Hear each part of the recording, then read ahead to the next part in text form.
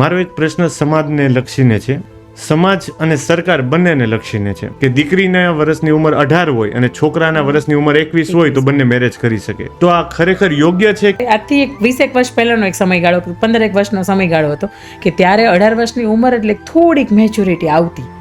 પણ અત્યારે 18 વર્ષની ઉંમર પ્રમાણે હું એવું બિલકુલ નથી માનતી કે એ ઘર ચલાવી શકે, આવી દાંપત્ય જીવન એનું જીવી શકે, આવી રીતે એ શરીરથી બહુ પરિપક્વ થઈ જાય છે, બરાબર. પણ અત્યારે એ પરિવારની વચ્ચે રહી શકે, એ સમજી શકે, એ સાંભળી શકે, આવી વ્યવસ્થા 18 વર્ષની ઉંમરે બિલકુલ નથી. હું ચોક્કસ કહી શકું કે મારા ઉંમર ખુદના 21 વર્ષની ઉંમરે થયા છે, તોય મને એવું લાગતું હતું કે બહુ જ નાની ઉંમરથી લગ્ન થયા છે. પણ ચોક્કસ આ 21 વર્ષનો જે સમયગાળો છે ને એમાં હું પૂરેપૂરું મારું સમર્થન આપું કે એક સમાજ તરીકે કે તમે પ્રતિષ્ઠિત વ્યક્તિ તરીકે અથવા તો તમે કોઈ પણ વ્યક્તિનું જોણ બાબત ચીંધો છો ત્યારે પણ તમારે એ જોવું જોઈએ કે દીકરી એટલીસ્ટ 21 વર્ષની થઈ ગઈ છે.